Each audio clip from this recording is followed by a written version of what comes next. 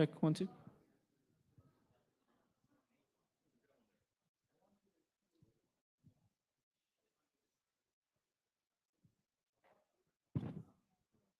think you're gonna trip.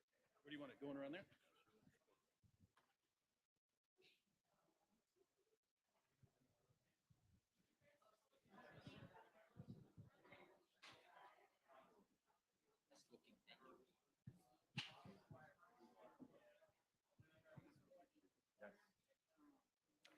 Check.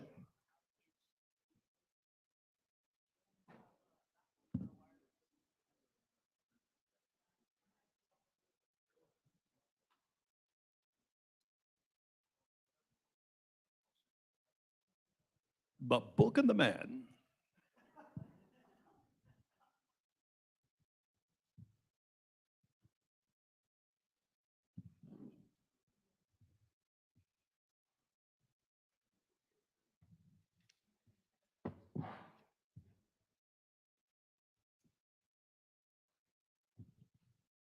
Jay, the dividing line of the table would be like right here.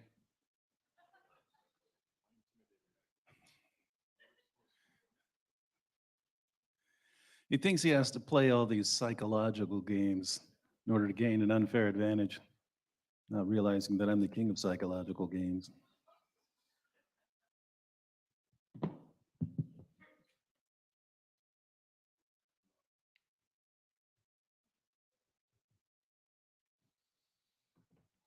Are we ready?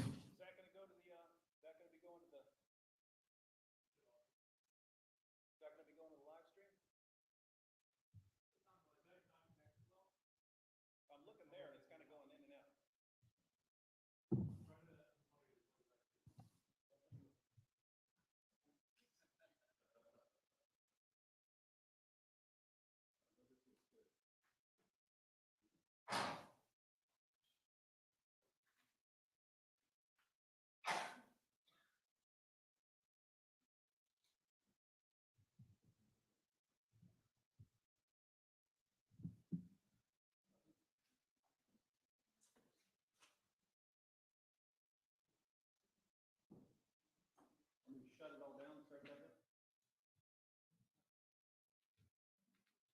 That was fine like 2 minutes ago. That was this guy.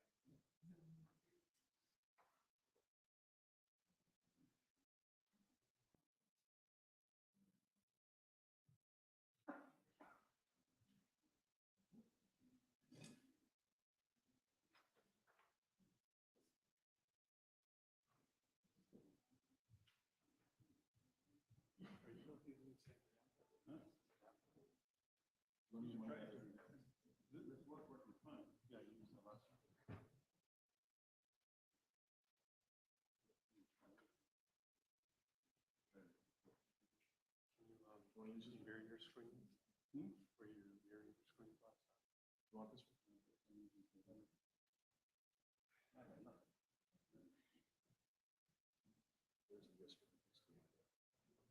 You want to try this?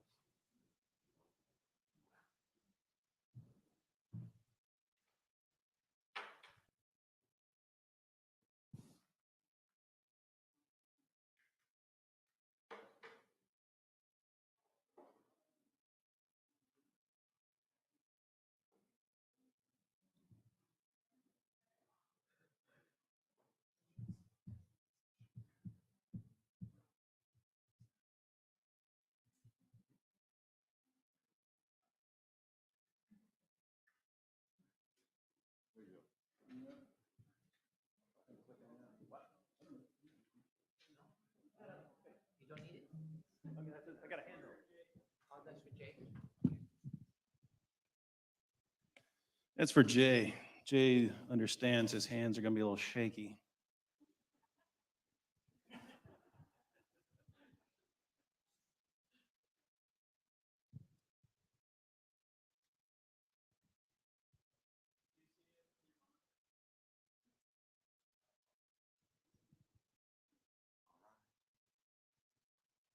All right, welcome everybody to this final debate of the night. And the debate is, did Muhammad of Islam exist? So we're going to have a debate between Dr. David Wood Dr. Jay Smith. It's going to be pretty much the same format as you've seen before. We're going to have opening statements of 20 minutes each. Then we're going to have 12-minute rebuttals each, and then 8-minute rebuttals each, and then a 1-minute summary and wrap up. 5 minutes. 5-minute. Okay, I had a 1 minute. You gave it to me. Okay, I know. All right. One second. Hey, Sam, or where's Anthony? Could one of you guys check the YouTube channel, make sure everything's running smoothly? You'll be able to tell from the comments. They say if everything, if they hear everything is okay and stuff. Check. So, gentlemen, I'm going to do as I did on the last debate. When we hit the 20-minute mark or the 12, whatever the minute mark is, I'll let you know that your time is up so we can keep the debate proceeding and moving forward. David, you can begin. Your first. We're going to do a YouTube check first. We're good? Okay. I was just looking at that thing go in and out again. It's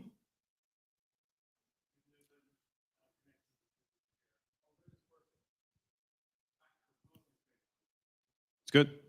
Okay. All right, I guess we'll just try it. Ready?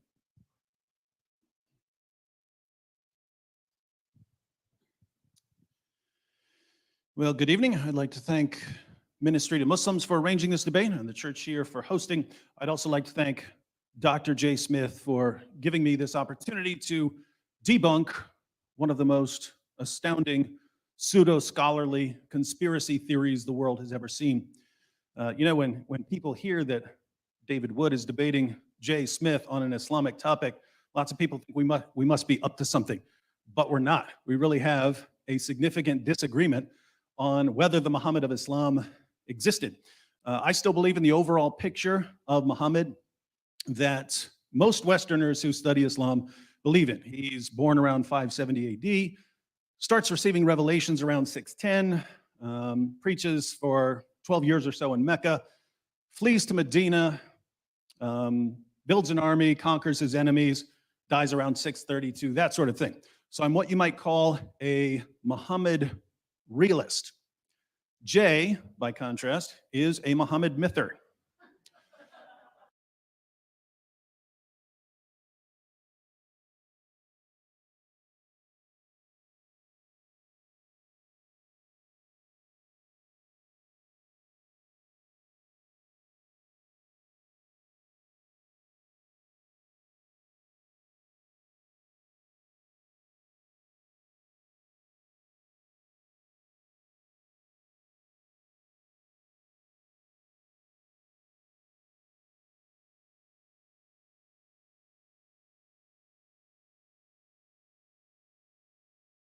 I'm the only thing standing in the way of the mighty Jay Smith, who's trying to convince the world that your fake prophet never existed.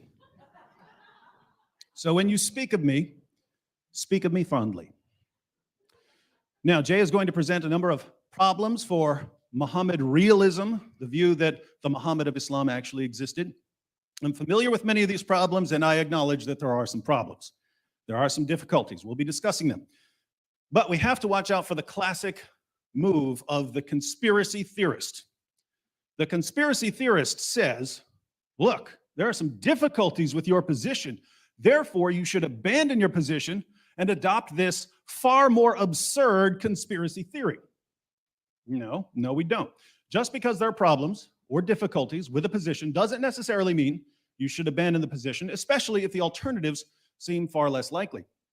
If you're a Christian, there have probably been times when you've wondered why the all-powerful, loving God you believe in allowed this or that to happen. Why did this child get cancer? Why did that church get hit by a tornado? But you're still a Christian. Why is that? Well, you believe that there are good reasons to be a Christian that outweigh any difficulties you might face, and you believe that the alternatives have more problems and are supported by less evidence. So, why should we be Muhammad realists in spite of the challenge from Muhammad mythers like Jay? There are many reasons to believe that the Muhammad of Islam existed. Here, my opening statement, I'll give 3. First, Muslim sources report a number of embarrassing facts about Muhammad that wouldn't have been invented by conspirators creating a fake prophet for their new religion. This point is grounded in what historians call the principle of embarrassment, or the criterion of embarrassment. The idea here is that when people lie and invent things to support their position, they tend to invent things that help their cause, not things that hurt their cause. When someone admits something that makes his position look bad or foolish, he's probably not making it up, because he wouldn't invent something that's an embarrassment to his cause. So when we examine testimony, we can ask ourselves, is this the sort of thing someone would make up? If it's not the sort of thing someone would make up, we have at least some reason to believe that the testimony is accurate. Applying this principle to the Muslim sources, if people are going to fabricate stories about Muhammad because they're inventing a new religion, they're obviously going to fabricate stories that make Muhammad look good. They're not going to fabricate stories that make Muhammad look stupid or insane or evil or possessed. This means that when we open the Muslim sources, if we find stories that make Muhammad look stupid or insane or evil or possessed, the best explanation for why we have these stories is that these things really happened. And if they really happened, then Muhammad obviously existed. But we have to be careful here, because what's embarrassing to Muslims today in the West wasn't necessarily embarrassing to Muslims nearly 14 centuries ago in Arabia. Muslims in our time are embarrassed by all kinds of things we read in the Quran and the Sirah Maghazi and the Hadith. According to Muslim sources, Muhammad had sex with his prepubescent 9-year-old child bride Aisha. He had sex with his slave girls. He allowed his followers to rape their female captives and to have sex with prostitutes and to beat their wives into submission. Muhammad ordered Muslims to assassinate his critics and to execute apostates and to violently subjugate Jews and Christians. He supported his religion by robbing people. He had a man tortured for money. Muhammad bought, owned, sold, and traded black African slaves. All of this is embarrassing to Muslims in our time, which is why Muslim leaders usually cover up this information. But we have to remember that these facts weren't embarrassing to the Muslim community centuries ago in the Middle East. Muslims back then didn't have a problem with child marriage or beating wives into submission or raping female captives or anything else I just mentioned. So the principle of embarrassment wouldn't really apply here, because if these practices were acceptable to Muslims in the early centuries of Islam, there's no reason that someone couldn't have included them in fictional stories about a prophet he was inventing. But we find other stories in the Muslim sources that are quite different. We find stories that are pretty embarrassing to all people from all times. And we find stories that we know were embarrassing even in the early stages of Islam, because we find early Muslims trying to water down the stories or to explain them away or to erase them from history. Let me give you 10 examples of things that no one would invent about a prophet he's trying to convince people to believe in. 1, we know from Muslim sources that when Muhammad began receiving revelations, his first impression of his revelations was that they were demonic. When Muhammad fled the cave of Hira, he was convinced that the first 5 verses of Surat al-Alaq had been put into his head by a poetry demon. What changed his mind? His wife and her cousin, who weren't there and had no idea what he encountered, had to persuade him that he wasn't possessed, he was a prophet of the great God Allah. Is this the sort of story that Middle Eastern rulers would invent to make their new religion more appealing somehow? I don't think it is. 2, we know that after Muhammad's experience in the cave, he became suicidal and tried to hurl himself off a cliff.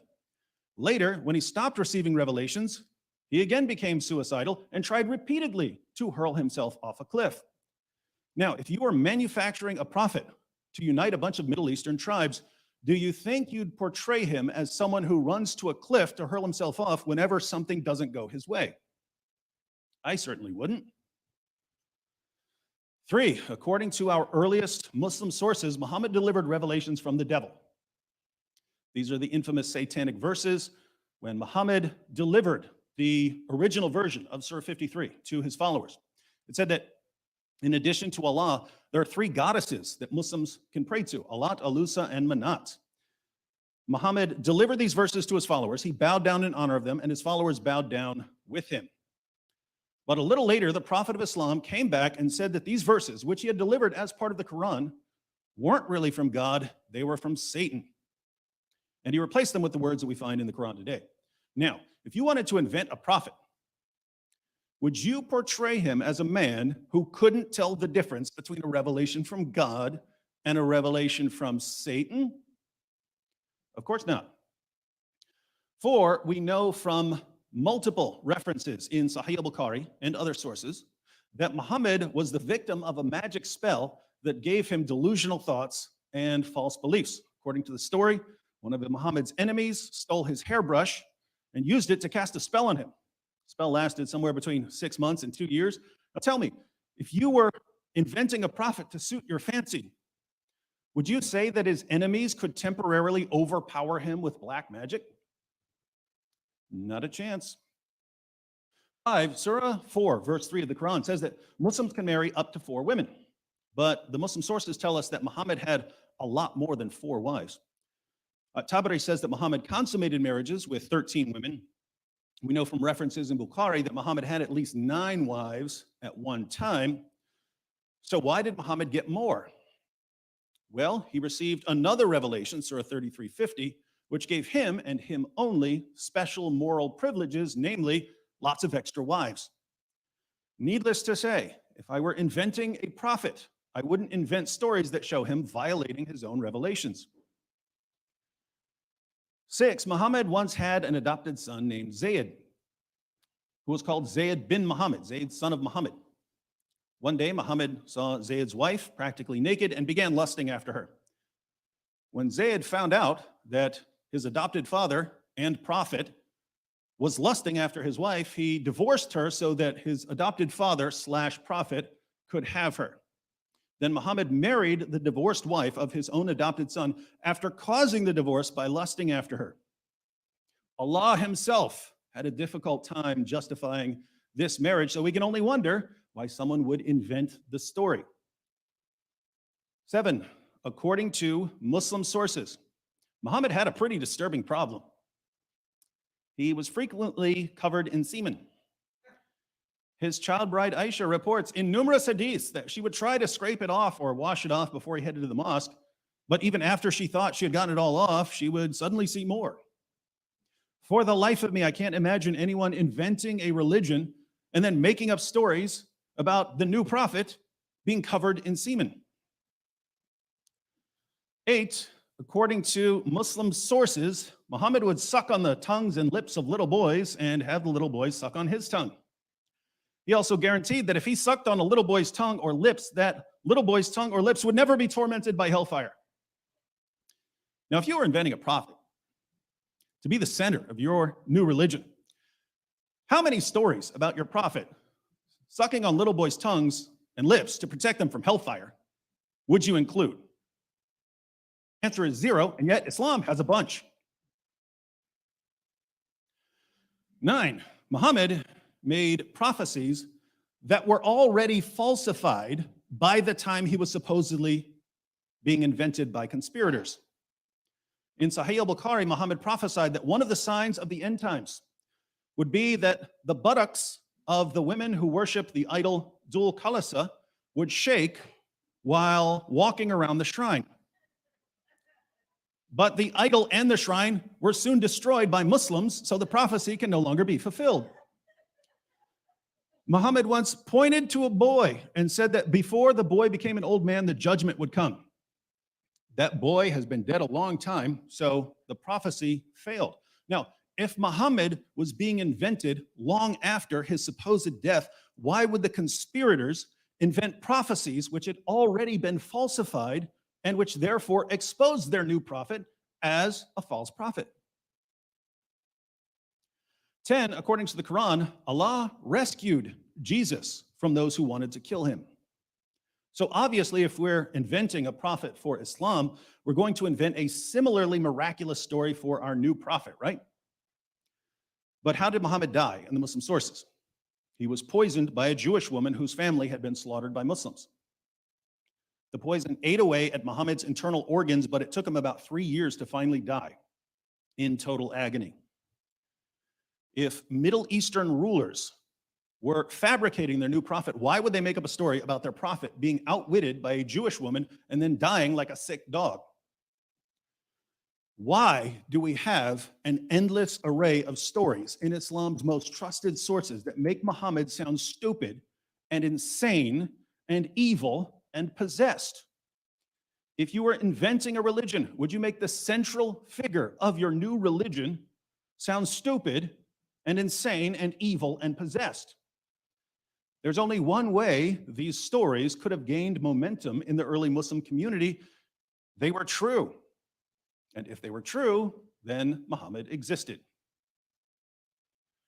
Second, if conspirators were fabricating a new prophet for their new religion long after Muhammad supposedly died, they could have invented any number of stories about his rise to power and conquest of Arabia. They could have said that Muhammad appeared in Mecca with great signs and wonders and angels and convinced the population that he's a prophet and then went from town to town and everyone converting. They could have said whatever they wanted.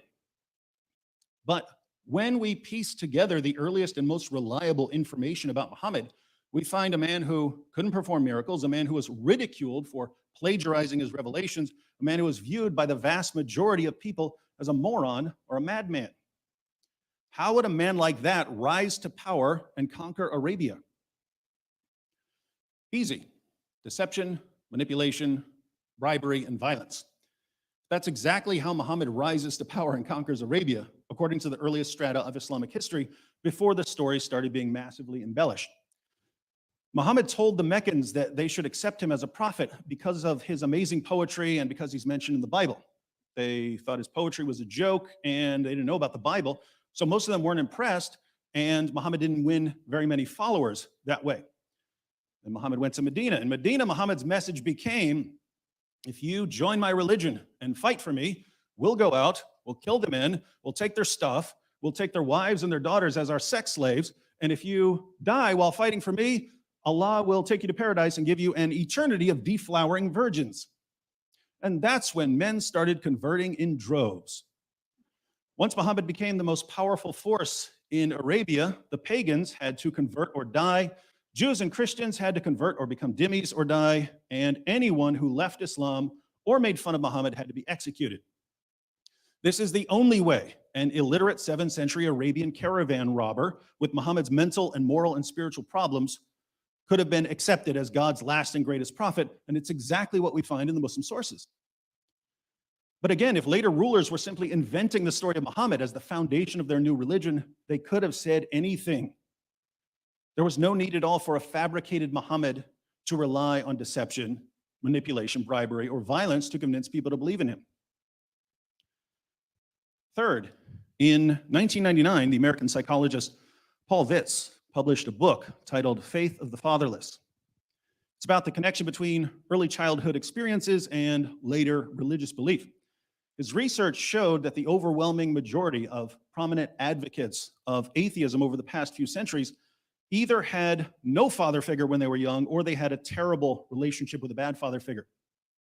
The overwhelming majority of prominent advocates of theism, by contrast, had a close relationship with a father figure they loved and respected when they were children. Near the end of the book, Dr. Vitz responds to a possible objection to his analysis. Since there have always been bad fathers or missing fathers, why is popular atheism such a recent development? He replies by suggesting that in the past, when atheism wasn't a live option for people, the psychology of the defective father would have been expressed differently. This brings us back to Muhammad, whose father died before he was born. Then he was sent to live with some Bedouins in the desert. They became convinced that he was demon-possessed, sent him back to live with his mother when he was 4. Then his mother died when he was 6. He was sent to live with his grandfather, and his grandfather died by the time he was 8. So Muhammad lost every relationship with a mother figure or father figure that he had by the time he was 8. Why is this important?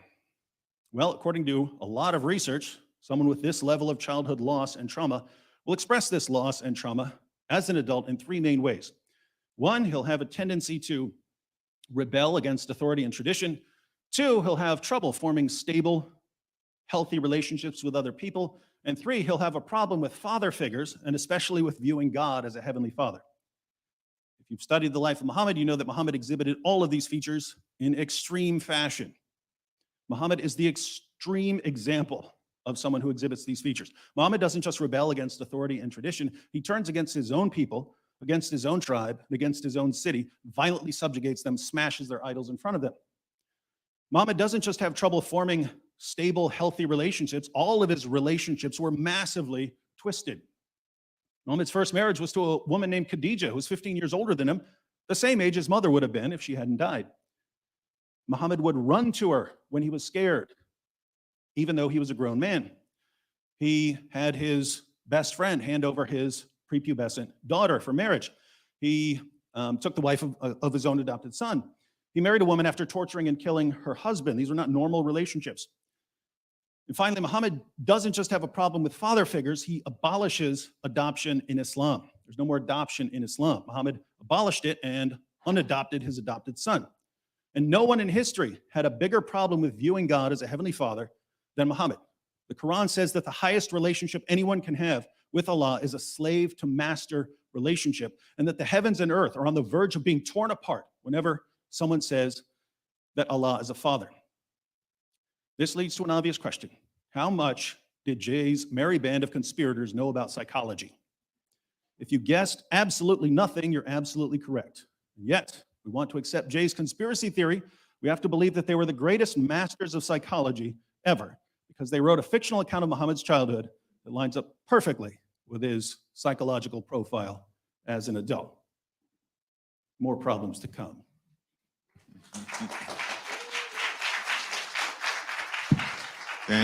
Thank you, David.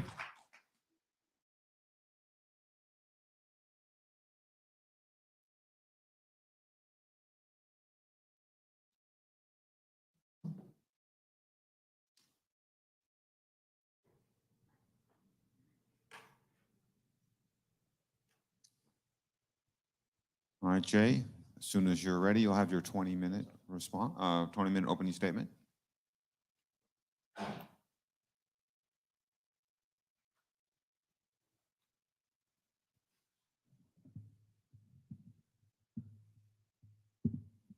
Great. Okay. Well, I wish I could go right into the rebuttal, but we're going to have to do this first. So let's go right into it, and let's show you what and who this Muhammad is of the 7th century versus the Muhammad of the 9th and 10th centuries. So now David has given a very convincing view of this Muhammad of the 9th and 10th century. What he didn't want to talk to you about is this timeline. Take a look at the timeline, you'll see the problem. Everything that he referred to, all those stories that he talked about, the 10 different problems, do not take place or are not written down, are not at all, you might say, even put to any historical evidence that we can see at the time, even the century that he lived. Take a look and see where the names are. And there's the story of Muhammad, born 570. He went through that. And now let's see where all that takes place. Take a look at this slide here. The material that he talks about, everything that he's dependent on for his paradigm, does not come until Ibn Hisham. You notice I have an Ibn Ishaq up there, but I've kind of put him in a very shadowed form. The reason why is I don't think any of the material that we use today on Muhammad comes from Ibn Ishaq. We don't know anything about Ibn Ishaq. It's only attributed to Ibn Ishaq. Everything we know comes from Ibn Hisham. Look at his dates. He doesn't even begin to appear until the 9th century. Muhammad died in 632. I'm getting an echo here. Is that important or not? Can you still hear me all right? Okay. So here you have Ibn Hisham. 833 is when that first biography of Muhammad is written down. That's 200 years after the fact. Al-Waqidi comes after that. When is the first traditions on concerning his speech? That doesn't come until Al-Bukhari. Look at the dates, 870. Sahih Muslim, Tirmidhi, Ibn Majah, Ibn Dawud, and Nisa. That's all up until 915, going into the 10th century. And we have nothing about the Tafsir or the Tahriq until Al-Tabari, 923. So we're looking at 200 to 300 years later, this is all written down. Regardless of whether it's disturbing or embarrassing, we'll get to that in the rebuttal. Just look at the timeline. And notice where all these writers are from. They're all from those red dots. But everything that he has been talking about take place in the green dots. You notice that? Can you see the north-south problem here? Everything about this Muhammad from the 9th century is supposedly taking place in Mecca and Medina, in the Hijaz, the central part of Arabia. All the writing about him, everything that's written about him, takes place in Cairo, Baghdad, Tabaristan, Basra, and Bukhara. Hundreds of miles away and hundreds of years different. Therefore, none of the traditional writers lived or worked in Mecca or Medina. They were too far to the north of Mecca and came from the west and east of Baghdad. You can look at the kilometers. I won't get into that. By the way, all of these slides, if you want them, I can give them to you. Not for those of you who are watching, those of you who are here who bought tickets, okay? You can have all my slides. So you can show these to your Muslim friend.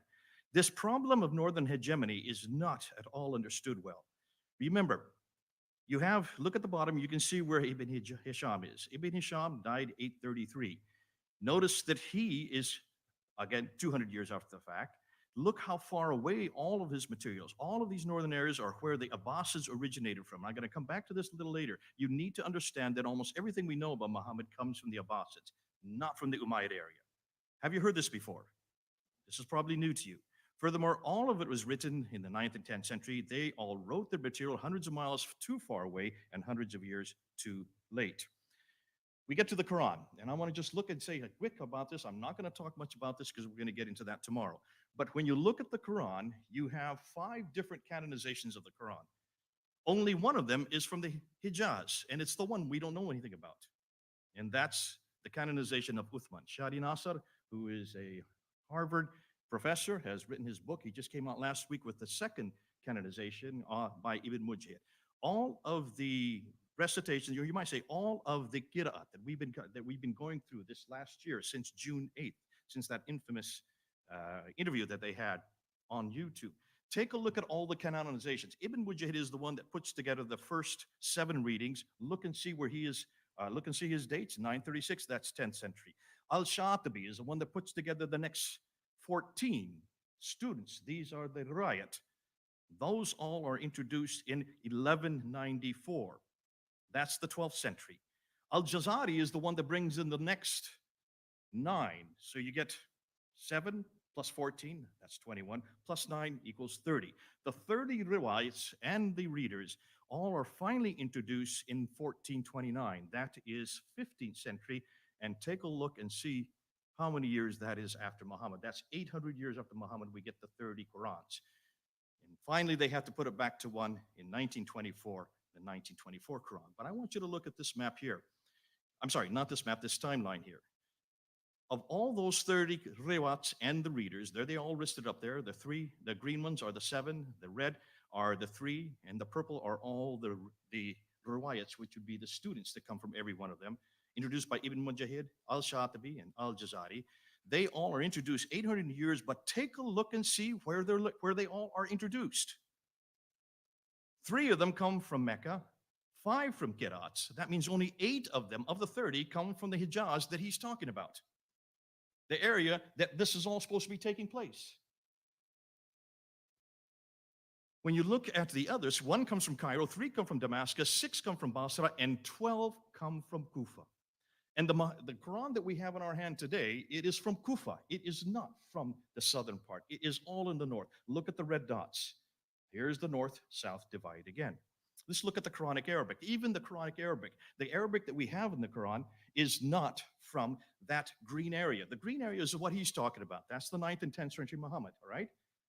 If this guy received the Quran in that area, then the Quran that's in our hand today is not that Quran, because that Quran has the Ta marbuta in it. The Quran that we have in our hand today has the Alif Maksura in it, has the Alif in it, has also the Irab. These are what we know as unstressed inflectional short final vowels. None of this exists in any Arabic that existed in the 7th century in that part of the world. So what are you talking about, David? Where is this Quran that you're talking about, or this man that received it that far south? If he had come from a man named Muhammad who lived in the 7th century in that part of Arabia, he would have had Sabaic Arabic. Sabaic Arabic, ironically speaking, the Sabaic Arabic that actually was introduced in Yemen does have the 5 dots and has the 3 vowels, the very thing the Quran needed. And if he had written it in that Arabic, we would have not had any qira'ats. I hope you're getting this, folks, and I hope those who are watching are getting this. Now, what about this Muhammad who received letters, and this is something the Muslims love. They come to me all the time. What about this letter? Let's look at this letter right here. This is the Ashtanami. If you look at this letter has nothing to do with Muhammad. We now know it's fraudulent. It is dated supposedly to 625. There are 47 writings listed in Saad's account in 845. He doesn't name the Ashtanami once. Look at the minaret on the right side. The minarets were only introduced in the 9th century, not used until the 11th century. Look at the name Sultan is referred to, but there was no reference to Sultan that early. That was only introduced 350 years later in 998. Mosques were mentioned, yet there was no mosque in Egypt until 641. And as far as the Malak Makara, the angel proximity, that is a Sufi writing that was introduced in the 10th century, about 340 years later. What's more, when you look at that, you will see it is actually a writing from the 16th century. The earliest and the original we have is from the 16th century, which makes sense because that's the right time to have written a letter like that. Wrong man, wrong place, wrong letter. The Constitution of Medina that Muslims always like to say proved that Muhammad had existed. First of all, take a look and read the Constitution of Medina and tell me what Jew would have signed that Constitution of Medina. No Jew would have. Though it's pro-Jewish, there is no Jewish records of it. There's no archaeological evidence of any Jews living that far south, not that early, not in the 7th century. And so you can see where and when did this really get put together. We don't know of any reference of this until Ibn Hisham writes it in 833. So the first reference we have of this is 200 years after the fact. Therefore, the historians, people like Hoyland and Andrews, consider it a fraud because there was no Jews that far south, and the only source for it comes to the 9th century Muslim traditions. Again, much too late. The Doctrine of Iacobi, probably one of the most famous documents. This is the one that Muslims are always throwing at me. David, I don't know if you realize this one, but when you look at this, you can see this, first of all, doesn't talk about Muhammad. It talks about a Saracen prophet who comes with a sword and has the keys of paradise. Does that sound like Muhammad to you, any of you? When you look and see what it says, you can see that according to this doctrine, this Iacobi, which was supposedly written around 634, shows and assumes that he's still alive in 634. That controverts the traditions. That he has the keys to paradise. No, this prophet fits more a Judeo-Christian monotheistic background. And he has the keys to paradise is also referring to Matthew chapter 16. What's interesting, because it's written in Aramaic, not in Arabic. What in the world would this be referring to a guy who doesn't speak any Aramaic? I don't remember Muhammad ever speaking Aramaic. Conclusion, there is no reference to the name Muhammad on this document, no reference to this prophet being a Muslim, or belong to the religion Islam, or any reference to the city of Mecca, nor of his book, the Quran. He could be almost anybody.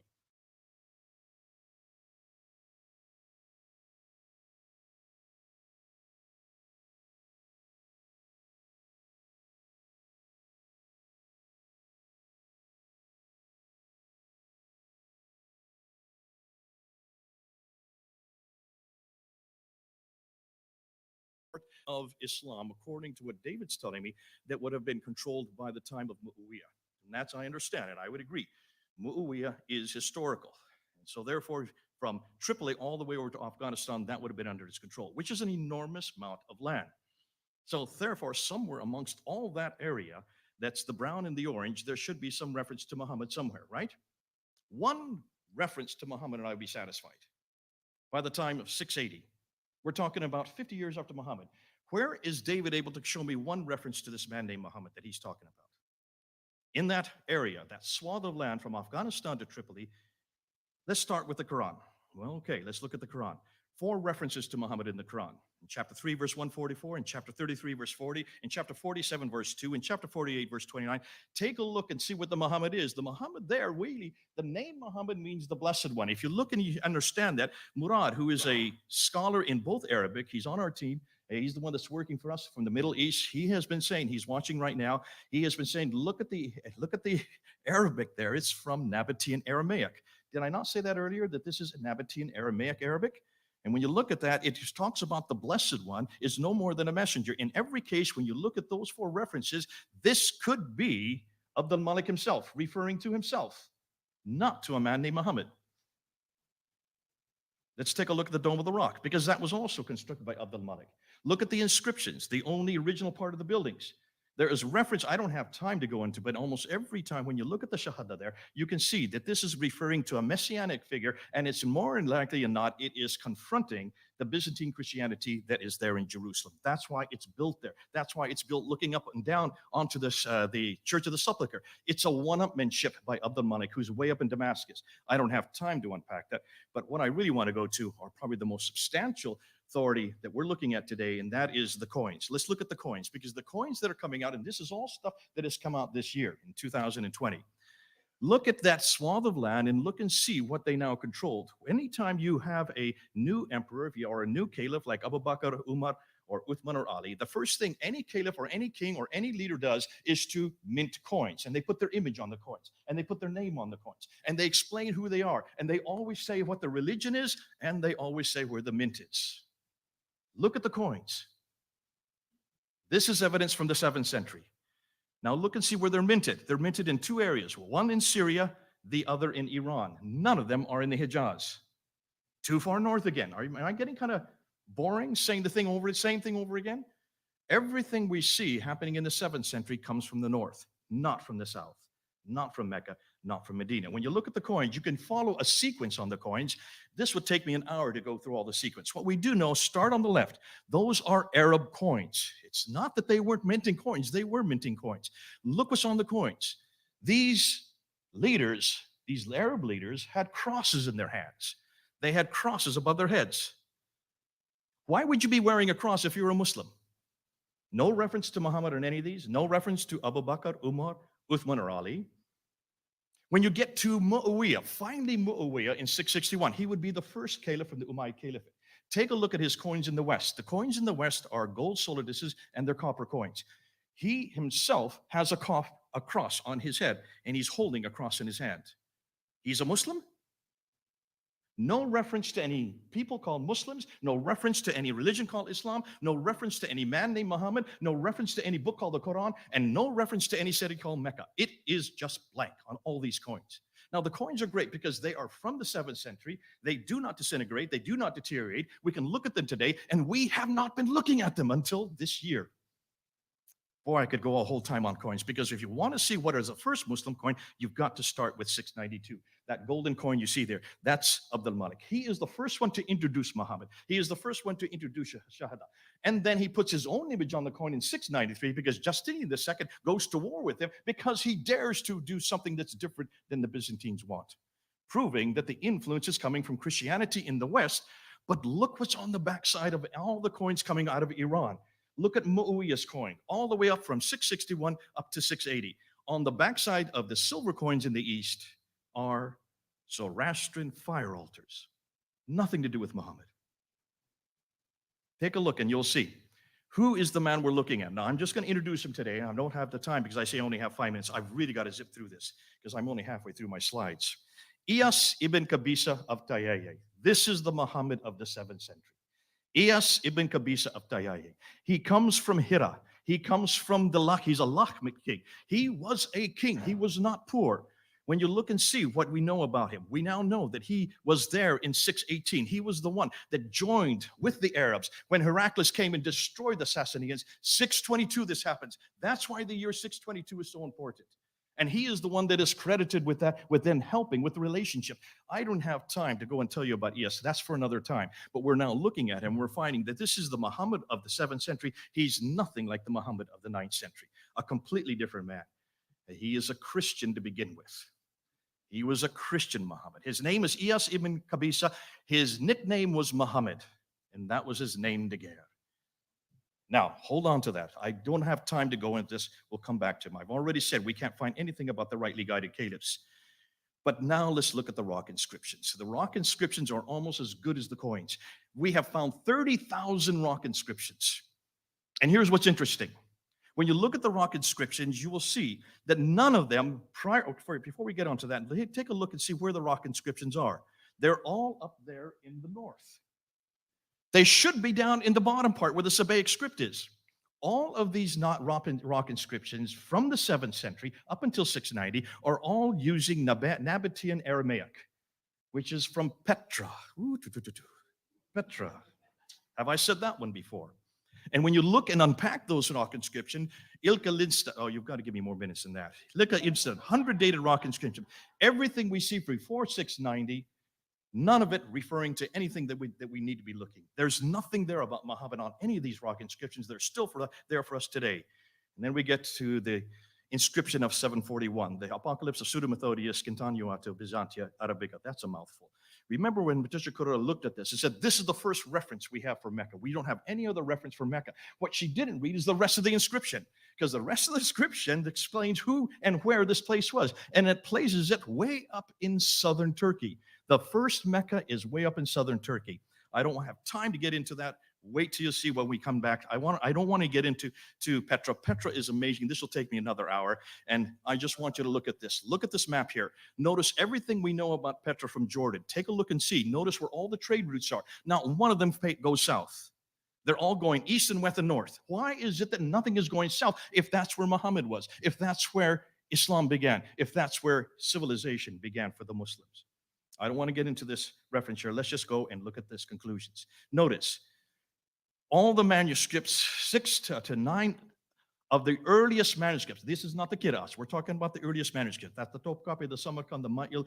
All of these great 6 major manuscripts that we've been talking about for years now, since 2014. Look and see where they come from. They come up from those cities up in the north, not from the south.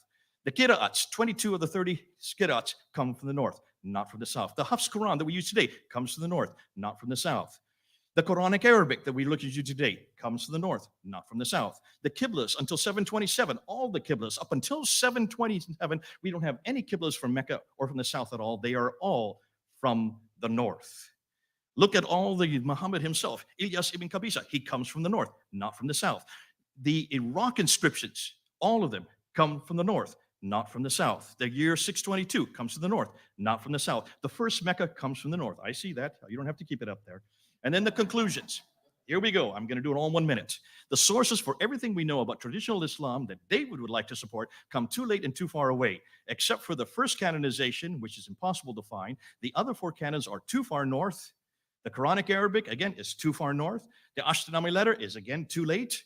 The Constitution Medina, much too late. The Doctrine Jacobi is, again, the wrong time. Muhammad is not in the Quran, nor is he on the inscription of the Dome of the Rock. The coins all support a 7th century archaeological and documentary evidence and simultaneously confront the traditional 9th to 10th century narrative that David would like to push forward. Ilyas Qabisa is the man I think we're looking for. He is, and I'm going to introduce him as the 7th century Muhammad. I would love you to tell you the story about why he is so great.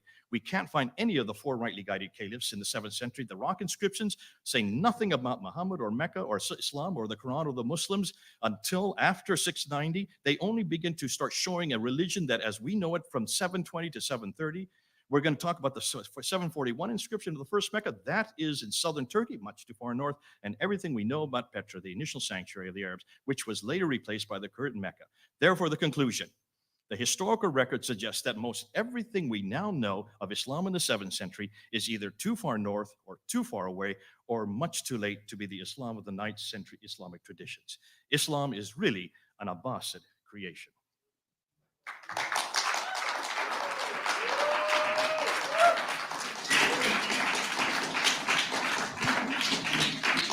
Thank you, Dr. Smith. We are now going to go. That concludes our opening statements. We're going to go to our first phase of rebuttal, which are each participant is going to have 12 minutes.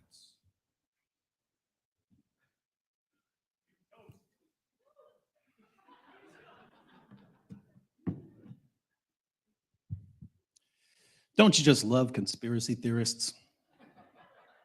They always make it sound good, don't they? You could sit there and listen to a 9/11 truther or a moon landing hoaxer all day long. They could speak to you for 40 hours on their awesome understanding of the details there. They love to point out problems with the position they're tearing down so they can get other people to buy into their conspiracy theory. But they don't bother to tell you about the holes in the narrative. Now, Jay offered a number of problems for Muhammad realism. And I find that part of the problem here is that we just have wildly different expectations for what to expect from the evidence that we're examining in the early history of Islam. So he says we don't have any early sources. Where are all the sources? Where are all the 1st century of Islam sources that talk about all of this stuff? Well, I think Jay already alluded to the solution there. He mentioned that there was a writing of Ibn Ishaq, but we don't even have that, right? So our earliest biography is more than a century after the time of Muhammad. We don't have that. We have a later recension, a watered down version from Ibn Hisham. Why does Ibn Hisham say that he did some editing and deleting? He said there was too much embarrassing material from that first century, right? I mean, not from the Ibn Ishaq version. Well, what's Ibn Ishaq doing? Supposedly, Ibn Ishaq is supposedly going to earlier authorities and giving the information they presented about Muhammad. Well, if this information is embarrassing already by the time you get to Ibn Hisham, what do you think they're going to be doing with any early evidence that they might have?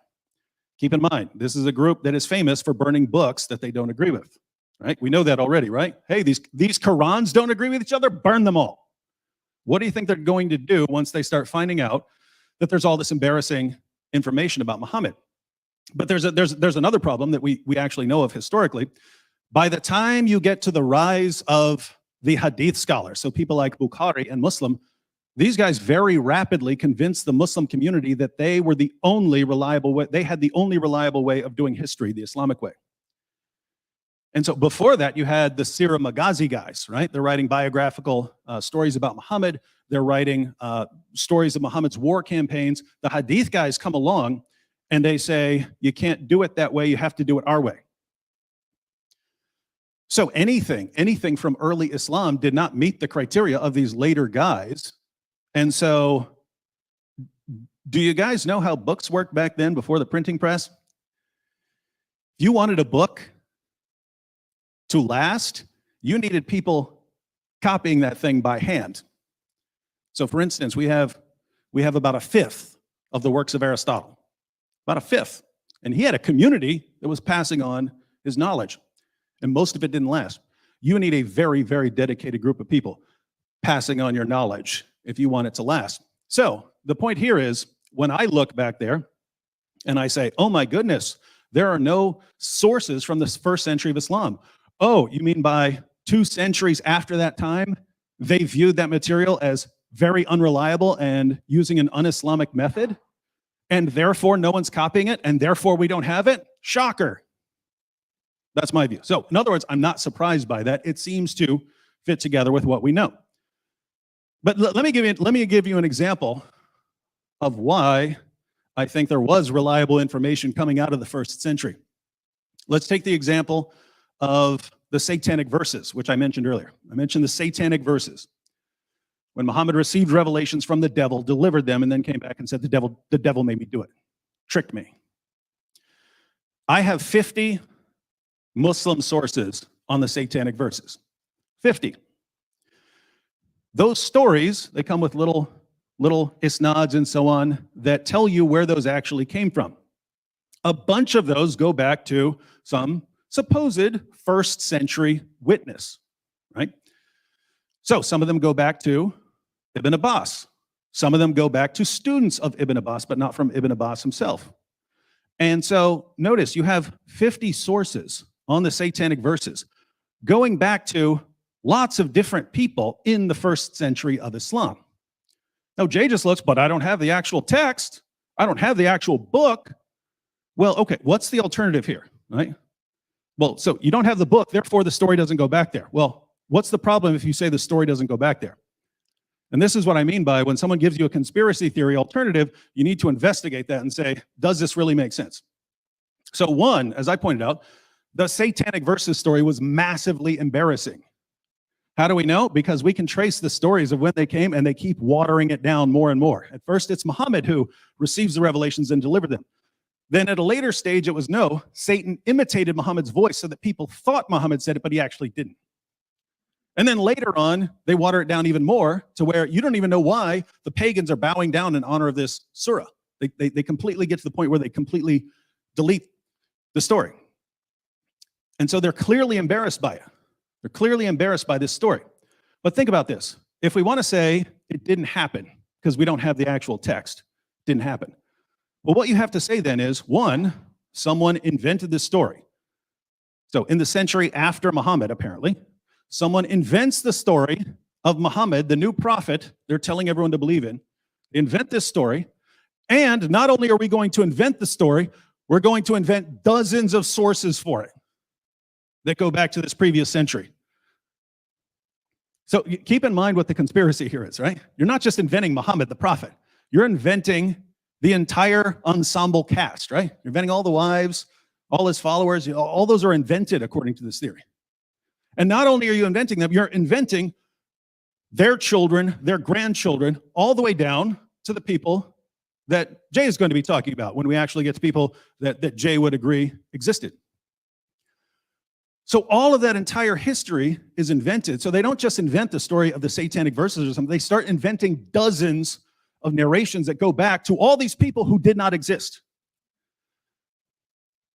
Again, if this was all a conspiracy, this is the most brilliant conspiracy theory I've ever seen, right? Because this is what people would be looking for. So they would have had to known it back then. Hey, don't just say Muhammad delivered revelations from the devil. Invent dozens of sources saying it so that people will really know our prophet couldn't tell the difference between a revelation from God and a revelation from Satan. This is just too much. Your conspiracy is doing too much work here. Right? Now, Jay pointed out, if the Quran had come from Muhammad, it would have been different. It would be different from the Quran that we have now. Look, there's no disputing between us that the Quran is one big giant mess, and that the history of the Quran is one big giant mess, right? But that's consistent with Muhammad actually receiving revelations, delivering them to his followers, and then a big mess happening afterwards, which would be my picture. So I don't think that really supports either case. He says the letters don't work. No dispute there. Didn't use them. Constitution of Medina didn't work. No dispute. Didn't use it. Doctrine Jacobi doesn't work. No problem. Not disputing that. He says that Muawiyah existed. But where are the references to Muhammad? Here again, we come to an issue where I think we're expecting massively different details to come out from this first century of Islam. If you read the Muslim sources, if Islam had been like 1% more violent, the community would have wiped itself out. They started slaughtering each other almost immediately. Aisha, the mother of the faithful, marched an army against Ali, the commander of the faithful. People who were companions of Muhammad at the Battle of Badr and Uhud and so on were slaughtering each other over a disagreement. And that just kept happening and happening and happening. If you look at what happens until you start getting political power massively consolidated, these guys are spending all their time slaughtering each other and then going out and slaughtering other people. They're not building monuments. They're not doing that. Eventually, they get to a place of stability, and that's when you start getting the monuments. So again, I don't know what you'd expect to be looking for. I don't know what you think these people in a desert slaughtering each other are going to be producing as far as inscriptions and so on. Jay points out that the evidence tends to come from the north, not from Mecca. Again, that wouldn't be surprising as Islam expanded. That's where you start getting to areas where there's more civilization, there's encounters with the Byzantines and so on. So that's where you'd expect a lot more of this to come from. He says coins and crosses, coins with Muslims and crosses. That wouldn't fit well together with Islam today. But I think people massively overestimate how orthodox Islam was back then. If you look, you have all of these different groups all vying for power, and they're all killing each other, and they're all expanding into various areas of there's just doesn't seem to be enough time to sit down and develop really orthodox theology. And that's why all these different groups, all these different sects of Islam spring up and start slaughtering each other. So it wouldn't surprise me that people who are encountering the Byzantines and see Byzantine crosses and don't really have much of an understanding of why that would be such a problem in Islam wouldn't have a problem with that sort of thing. Now, keep in mind, I said in my opening statement, there are problems, right? You can look at that and say, I don't know, that's not, I still don't get it. Why would they have a cross? You can say, well, they're trying to interact with other people, and so they don't have a problem with the cross. You could say that. You could say, well, maybe that's a stretch. Well, I agree. There are tons of things where you have to look at and go, I don't know. Doesn't seem like it makes a whole lot of sense there. It's the alternative that I have a problem with, right? if you say, hey, I don't get why that guy would have a cross, and you move from there to, aha, it was a Christian original, and he later became Muhammad, and there's a massive conspiracy, then I got a problem, right? Because the solution to the problem seems massively more absurd than anything you're trying to explain. Jay says that that Petra was the original Mecca. Here again, what's the evidence for this? You have some, now notice here, because this is a good example. So, some mosques, old mosques, face Petra, apparently, not Mecca. Now, Jay is familiar with the work of Dr. David King, who has been for decades the world's leading authority on Qiblas. And he argued before anyone ever heard of Dan Gibson that the early mosques were facing unexpected directions. But he came up with explanations for that sort of thing, right? He said that they were focused on astronomical alignments and so on, rather than just what we think of pointing your mosque in the direction of Mecca. So he points that out. Now, Jay will obviously say he's been refuted. Dan Gibson is right. The world's leading authority on these Qiblas doesn't know what he's talking about. But here's the point. You've got a scholar who says one thing. You've got Dan Gibson who goes out and he says something else. If you want to say, hey, there's a problem here, fine. Say there's a problem, and then go through possible solutions. Maybe the early Muslim community pointed those there for some reason, and we don't know why. Once you start saying, no, that was the original Mecca, and that was the original this, and that was the original that, and everything is a conspiracy here, you've gone vastly beyond. You've gone vastly beyond any problems in what you're trying to explain. So, again, because this always happens, right? Oh, look at the moon landing. That flag doesn't look like it would in space. Well, therefore, NASA hoax, right? No, you got to take these problems, take a close look, and we're going to do that a little bit more as this debate goes on. Thank you.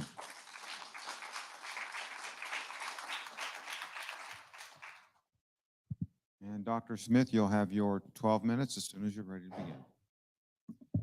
Well, David, I'm a little disappointed. You went back to principle of embarrassment.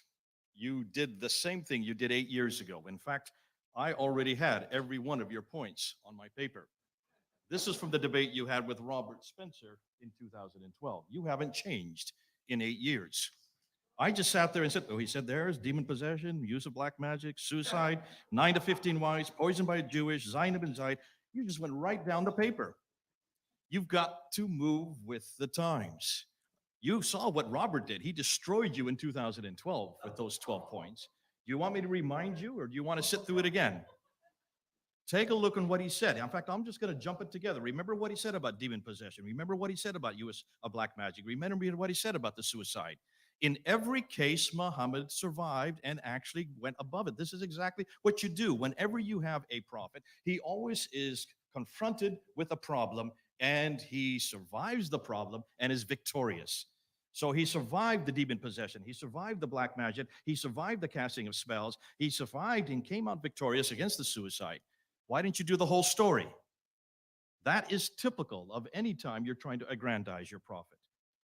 What about the 9 to 15 wives? Well, you may not want 9 to 15 wives, but most there are men in the 7th and 9th, sorry, the 9th century. Let's look at the 7th century. In the 9th century, that would show that he's virile.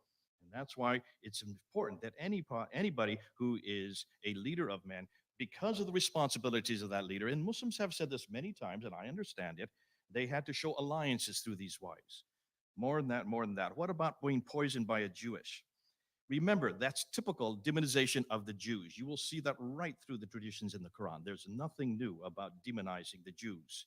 Zainab and Zaid, and this is a good one. This one you'd have to unpack it a little bit more. And Robert Spencer does a really good job of showing that this whole story had to do with the eradication of adoption. Muhammad could not have any son because he is the last, the seal of the prophet. Therefore, you have to eradicate that adoption, and that's why Surah 33 is introduced, so that he could shut down that idea that there was anybody that comes after him, because he must be the last, the seal of the prophet.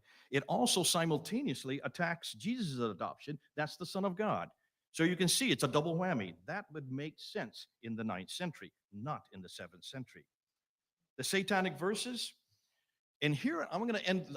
This one is probably the best one, because remember what I said. Up until 749, when the Abbasids come to power, in 749, everything was Umayyad.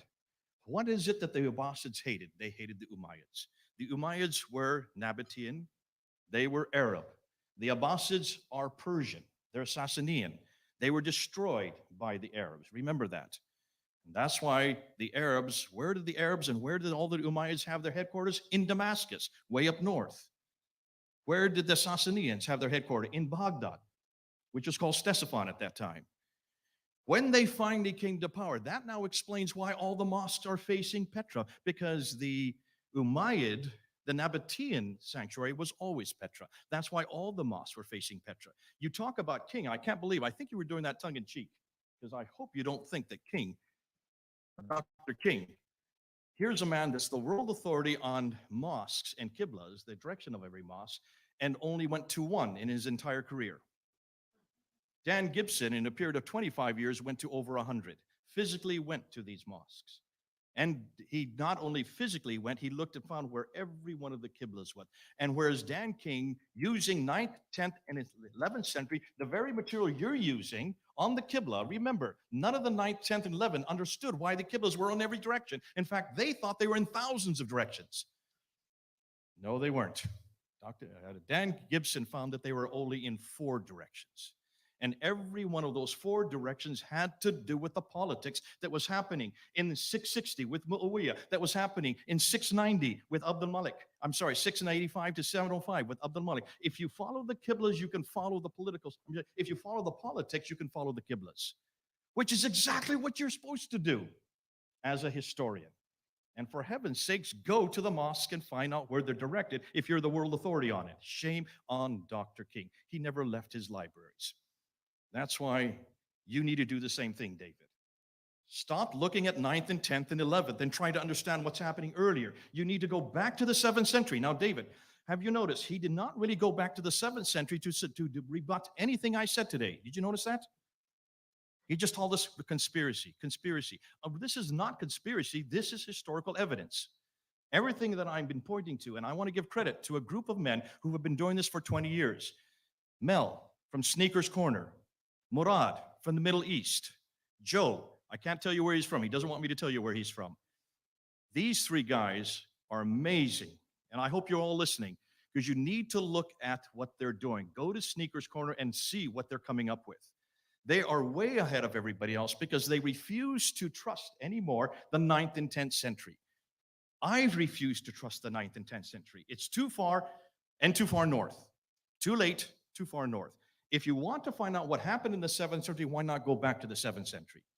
And look at the art of material that we're getting there. Look at the coins. Look at the inscriptions. David, you didn't deal with the inscriptions. You talked about the coins and you kind of snuffed it off as to say, well, they're not that important. No, they're very important. Remember, back when anybody came to power, what's the first thing you do? They didn't have radio. They didn't have television. They didn't have internet. How did they announce themselves? They used coins. Everybody used coins, because that was in the hands of everybody. And the first thing you did as any leader, a new leader, is you put your name on the coin. Those coins exist. They were putting their names on it. These are not a conspiracy theory. We're talking about hard evidence. Look at the names on those coins. Look in what they do. What next thing they do, they also put a denomination of what they're worth, and then they put always a religious icon to show what religion they belong to. And that's why all the coins in the West, the gold solidus, were all Christians. All the ones in the East were all Zoroastrian. Nothing Muslim about them. What do you do then? Then you also write, you chisel away on all these rocks, thousands, tens of thousands of these rock inscriptions. David, you didn't deal with that. I want you to start dating with the 7th century.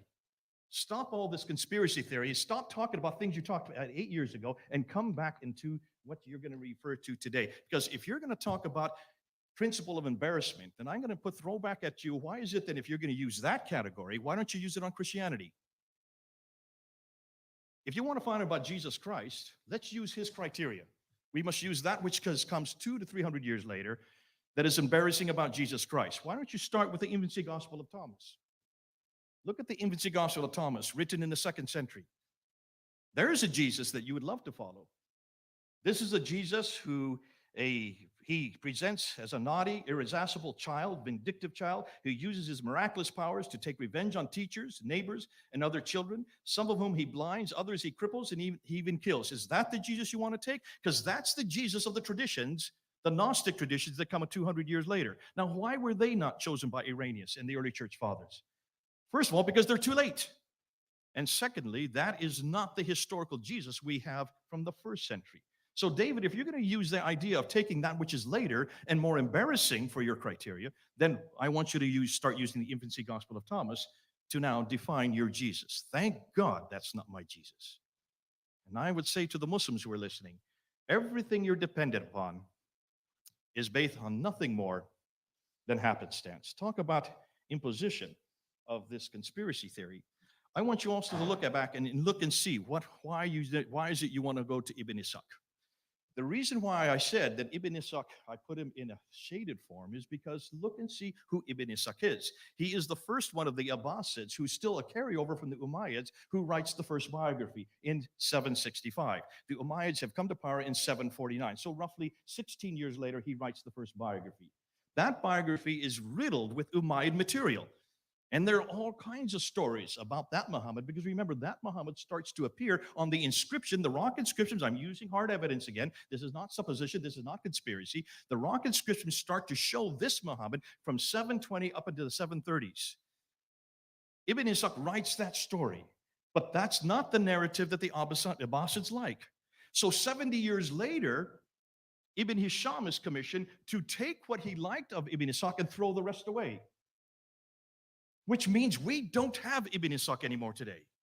That's why I put him shaded him, because there's an evolution between Ibn Ishaq and Ibn Hisham. And by the time you get Ibn Hisham there, that story is now the narrative that the Abbasids want. But they still don't have the sayings. The sayings still need to be put together. The sayings take another 40 years to be put together, and that's not till the late 9th century. But those sayings, remember, al-Bukhari is given, according to the traditions, according to the story, he's given 600,000 of these sayings, and he's to whittle them down and destroy that which did not exist. Now, how would al-Bukhari know what Muhammad said if he's living 240 years later? According to David, he's a lot more trustworthy because he is living 240 years later. He whittles them down and only retains 7,397. That means he throws out 98% of it, only retains 2%. 2%. Every tradition, the 9 volumes we have on al-Bukhari, is only 2% of what was there. What do you think he threw away? He threw away everything the Umayyads had. That's why I keep on saying, Islam is an Abbasid invention. It is a Persian invention. It is an invention that was created and maintained in Baghdad. And that's why everything that comes before it had to be eradicated. Yes, you talk about the burnings. Look about the burnings of the Quran. I mean, take a look and see about all these stories. They are probably half true. There probably was a burning of Qurans, but it did not happen in 652. And that's why we can't find any Quran from 652. Have you noticed? We can't find any Qurans from the 7th century at all. Put it all together and you'll see what's going on. This is a political machinations between 2 different groups that hated each other's guts. And finally, as the Umayyads start to reduce power and they start to get weaker and weaker, these others who are waiting to see where are they going to put their qiblas, they're going to wait to see who is going to win. And finally, when the Abbasids finally come to power in 749, then all the qiblas go towards Mecca. But what about that Mecca? That Mecca never existed. We can't find any reference to that Mecca, not until the 8th century. And in seriously thing, when you look at the 5 stages that are there in that Mecca, those same 5 stages can be found in Petra, and they fit exactly what the traditions say later on, but not the dimensions that we see in Mecca today. That's why I say, the Muhammad you're looking for is nothing more than an Abbasid construct. But I've got a list here, and later on I want to go and show you what exactly we have now found about the Muhammad they should have used, the Muhammad they should have chosen from the 7th century. I'll have to do that in the next one because I see I'm out of time. Thank you, Dr. Smith. We're going to move to our last stage of rebuttals before we go to closing remarks. So this rebuttal stage will be 8 minutes each.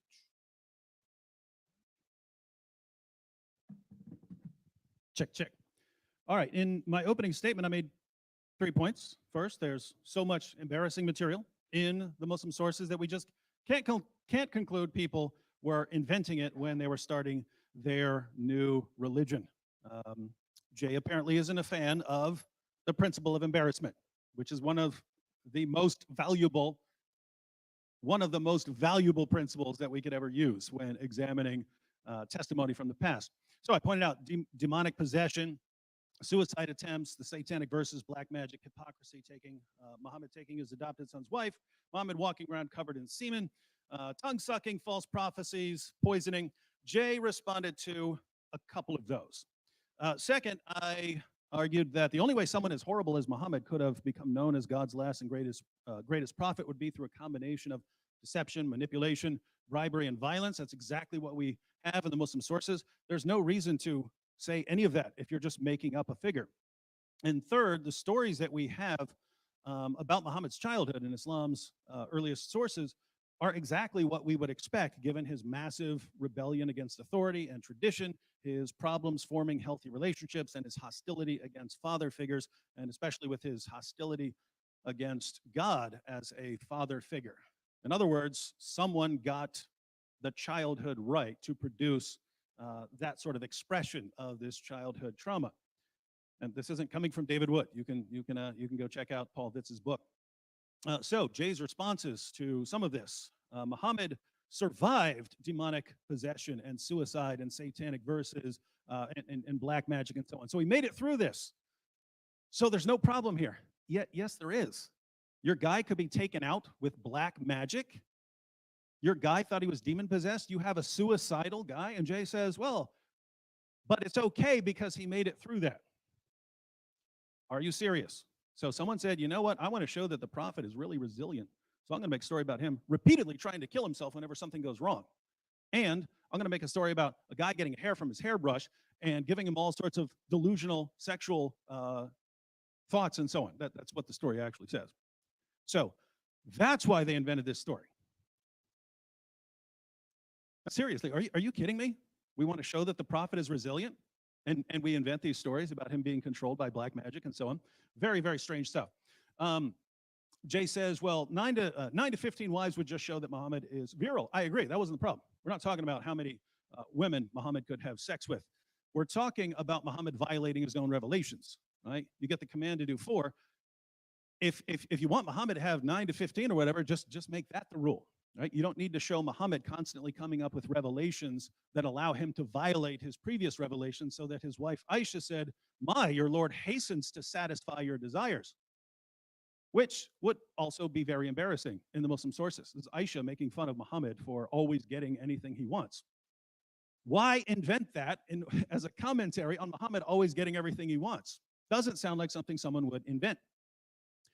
As far as being poisoned by a Jewish woman,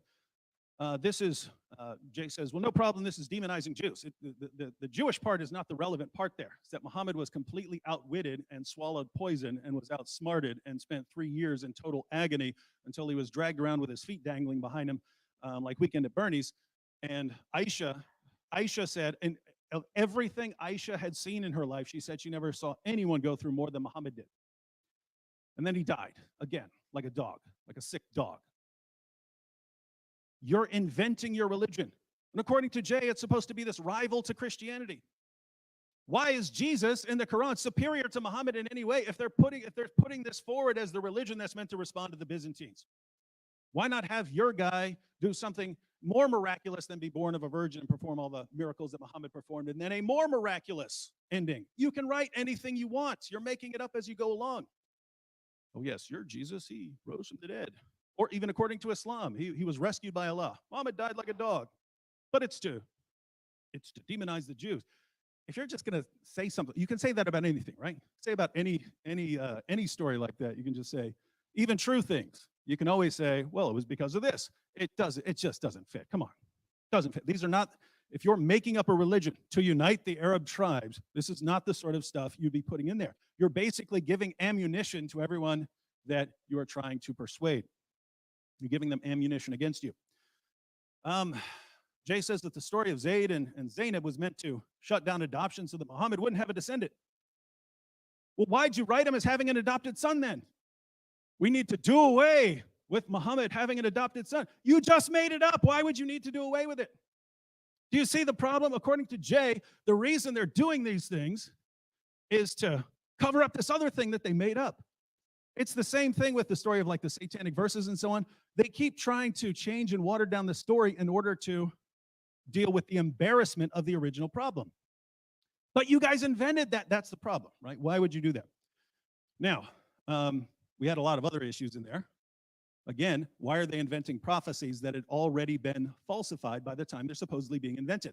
In other words, if you're a later Arab ruler, you're looking at dual Khalsa, it's already been destroyed. Why are you going to use that as a sign of the end times? The people worshiping there, they weren't worshiping there anymore. Why are you inventing false prophecies that could never be fulfilled?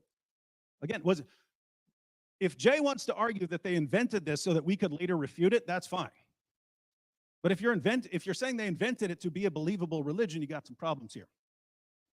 Now, Jay repeatedly says, this isn't a conspiracy, it's evidence. Well, no, Jay, this is the definition of a conspiracy theory, right?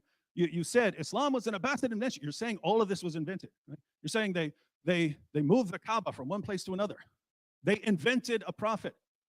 They convinced the entire generation. This is the definition of it's a massive conspiracy. Think, during the time of someone like Abdul Malik, who's supposedly inventing this.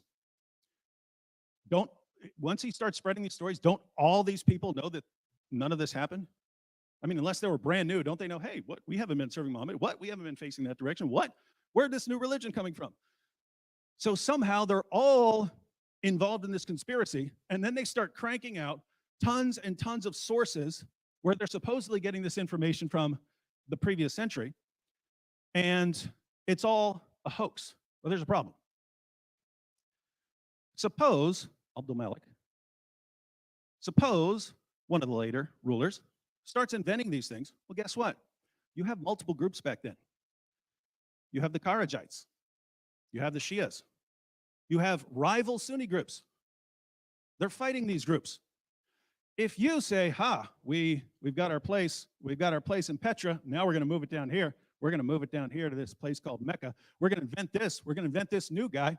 One, I don't know what you guys are fighting about to begin with, because now it doesn't make sense. I mean, were there any Shias? This is the party of Ali and this disagreement of, the leadership after Muhammad died. So were these people around? If not, you're fighting over something else. Now, when one group comes along and says, we just changed our city to here, and we just changed this to that, why in the name of common sense would these other groups that you're fighting with say, you know what, we'll adopt the exact same story? Why would all of your enemies adopt the same story? There's some holes in the narrative, Jay. Thank you, David. Your 8-minute rebuttal as soon as you're ready, Dr. Smith. Okay. How many times did he say invented?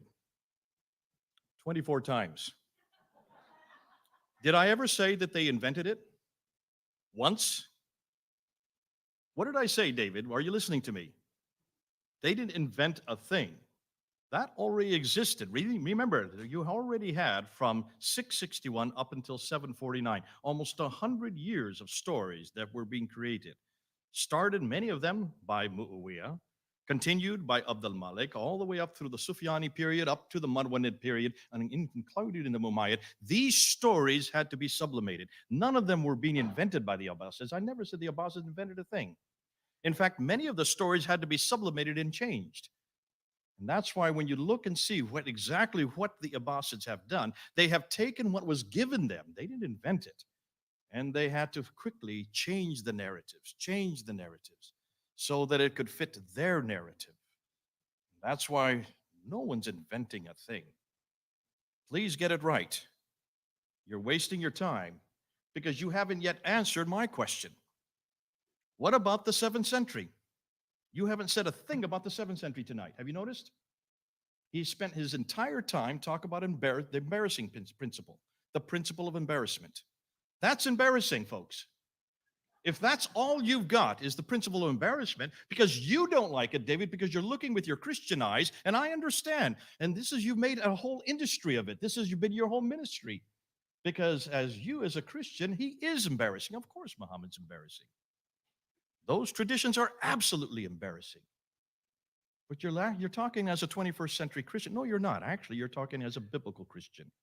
When you compare the Muhammad of the 9th century, who is very Arab, yes, he is very much from his environment, and you compare him with Jesus Christ, there's no comparison. He is full of embarrassment. I can understand why you want to hold on to him. I can understand why you want to continue with him. Because your whole ministry has been based on basically destroying that Muhammad. Please continue to do that. Don't stop, David. Sam, don't stop. We need that Muhammad destroyed. Because that is the Muhammad of almost 2 billion Muslims today. That's the only Muhammad they know. That's the Muhammad I want nothing to do with. He is embarrassing. Understandably, David, he is embarrassing. But I'm a historian, and I have to understand the historical record. And the historical record is showing me that there is no Muhammad at all. There was a man named Iyas ibn Qabisa. And I just want to show you what we now know between, oh, I got the wrong paper. Look and see what we now know about Ibn Qabisa compared to your Muhammad. We know that Iyas ibn I don't like you sitting there. I wish you'd just go out. It's no fun being told how much time I have. I'm used to waffling on without any care for time, but let's go ahead. Iyas ibn Qabisa on this side, he was of noble, it's on this side, he was of noble birth. Muhammad, he was humble to begin with. Ibn Qabisa, let's just call him Iyas. Iyas was a king with power given to him. Muhammad was poor and had to gain power over others. Iyas never used violence to attain his position. Muhammad, once in power, always used violence to retain it. Iyas was possibly a Christian who loved the biblical Jesus, whereas Muhammad of the 9th century was likely a pagan who hated the biblical Jesus. Iyas was used by others to bring about peace. Muhammad was used to do it, but he was supposed to do it, but turned to violence instead. Iyas is historical with evidence to prove it. We know where he was born, in Hira. We knew where he grew up. There in Kufa, we knew that he, after 622, once he had helped to get the Arabs to create their identity, he then was deposed and he moved over to Petra in the west. Muhammad, no history at all. You have not shown me one historical evidence for Muhammad in the 7th century. David, I'm waiting for that. In your final, I hope in your final summation, you will give me one piece of evidence prior to 690 that refers to him by name. The man who was a Muslim, living in Mecca, who received a Quran. Help me here. Iyas, however, is a model for everyone today and every day. Your Muhammad is not a model for anyone, anywhere, at any time. There's nothing embarrassing at all about Iyas. Enormous many things that are embarrassing of Muhammad. And that's why you and Sam have spent a whole career confronting him. Please continue to do so. Iyas was a competent guide and instructor. Muhammad was illiterate and used violence to get obedience. Iyas had a death penalty, but only for those who broke the law, whereas Muhammad, he had a death penalty for those who mocked him. Iyas spoke about love. Muhammad preached hate. Iyas finally conquered Israel. Muhammad never came close to Israel. Iyas married a Jewish woman, and had alliance with the Jews. Muhammad married a Jewish and then killed her former husband. Iyas focused on Israel, whereas Muhammad had nothing to do with Israel. Iyas preached about the coming Messiah, whereas Muhammad preached about himself as the last prophet. Iyas said that he had the keys of paradise, Christian motif. Muhammad, he never even mentioned it, didn't even know anything about it.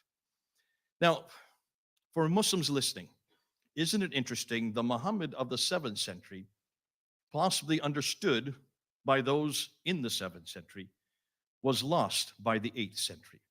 The Muhammad that was created out of all the stories coming out of the 7th and 8th century, that was finally became the Muhammad of Islam, that Muhammad is absolutely embarrassing.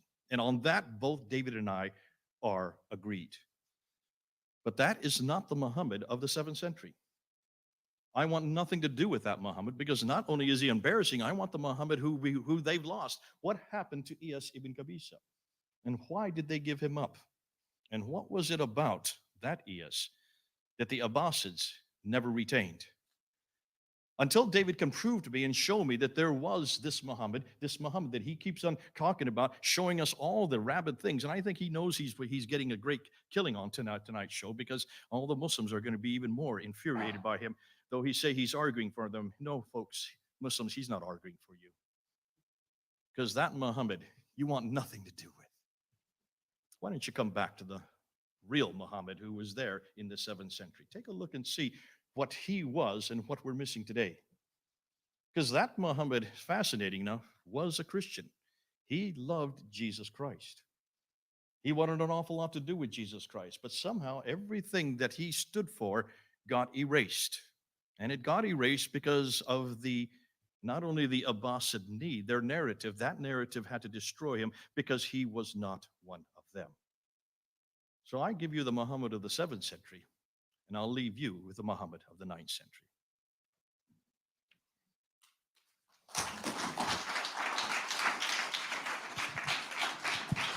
Now, gentlemen, we move to the final stage. You have 5 minutes for your closing statement. All right, well, we have two theories before us. First, the Muhammad of Islam existed. I argued that I can't imagine anyone inventing the stories about this guy that Muslims have attributed to their prophet. If you were inventing stories and saying, hey, I want the world to believe in this, this is the prophet that's going to unite us. Again, the demonic possession and suicide attempts and so on, they made him the most obvious false prophet in all of history. They made him the most obvious false prophet in history. They literally made stories about which showed him to be a false prophet by the time they're writing these things down. Can't imagine that. And I pointed out that history, the history we have of Muhammad according to Muslim sources, that lines up with that is the only way a guy like that could have risen to power. And the childhood, again, someone with those childhood experiences who loses every close relationship for the first 8 years of his life, we know what that produces, and it's exactly what we find in the life of Muhammad. So there's too much coincidence here if this is just pieced together from a bunch of strange sources. I do rely on the principle of embarrassment. I did want to respond to one thing Jay said. Jay said, why don't we use the principle of embarrassment with Jesus? Look at the Gnostic sources. They have all this weird stuff. Yeah, I already mentioned that in my opening. Said that was not weird to the Gnostics. I said, there's stuff that's embarrassing to Muslims today that wasn't embarrassing to Muslims back then. If it was embarrassing to people back then, yeah, I agree. You can't use it. But we have all of these things that we know were embarrassing because they immediately start trying to cover them up and water them down. You can look at a bunch of different sources for the same event, and you can look where these stories supposedly originate on the timeline when they're being reported, and you see a study process of watering them down. But one, what's the purpose of inventing them? And two, how can you actually form a timeline that goes all the way back into the 7th century of when these things are supposed to be being revealed, and it all fits together perfectly? He says, give a reference before 690. Again, we have some very different methods. I'm looking at that community and what I would expect from them. All they do is slaughter each other and slaughter other people. And the only text they would have written would have been laughed at by the later Hadith scholars who said their method was garbage. So I don't know what you're expecting. It reminds me, it's like Eusebius said that Constantine commissioned the writing of 50 copies of the Bible. Where are they? They've all been covered up. It's a conspiracy. They're covering up because they changed the Bible. What are you talking about? Some people have suggested Sinaiticus or Vaticanus may have been a part of this. There's no evidence for it. So best case scenario, you lost 48. What happened to those? They were all covered up. It's a conspiracy. What? Show me one of those Constantine Bibles, or admit that it's been changed. Come on, right? So now this is very interesting. The second theory is that the Muhammad of Islam didn't exist. And Jay just said, I'm not saying they invented it. No one's inventing a thing. You said in your presentation right before that, Islam is an Abbasid invention. And if you don't believe Muhammad existed, yeah, you can piece together some things from other, if you want to say it actually referred to this person, that person. But the overall history of Muhammad had to be invented. If you believe that they were moving their center of worship from Petra to Mecca and so on, if you believe they're imposing this, and then if you believe that Ibn Ishaq is part of a conspiracy to put out this entire history of Muhammad, He can't think that's true. So there have to be people here putting this together who know this stuff isn't true when you're talking about this happened and that happened in Mecca and so on. So there has to be a massive, massive conspiracy here. Once again, whatever group is doing the conspiring to invent this thing and to move things around, why are the other groups that you're at war with going along with it? Why do they buy into all of the same stories? They should be saying, you see, these guys are liars, but they don't. They all go along with the same story. Interesting. All right, and that's my real problem with Jay's conspiracy theory. Jay's theory requires me to believe that the conspirators who created Islam were simultaneously the biggest bunch of morons the world has ever seen, because they invented the most obvious false prophet in history, and simultaneously the greatest geniuses of all time, because they pulled it off in spectacular fashion, to where we don't even know until Jay Smith comes along, and then we know. They pulled it off. How could they do it? And so, yeah, I'm going to say conspiracy theory is not the way to go here. If there are problems with the Islamic narrative of Muhammad, fine. If you say we have to look into this, fine. But once you start going this massive conspiracy route and moving things around and inventing a new religion, I'd say you got problems. So I'll just close out to the Muslims who are watching, because Jay mentioned that. You've seen me defending the existence of your prophet against the conspiracy theories of Jay. What else can I say? But you're welcome.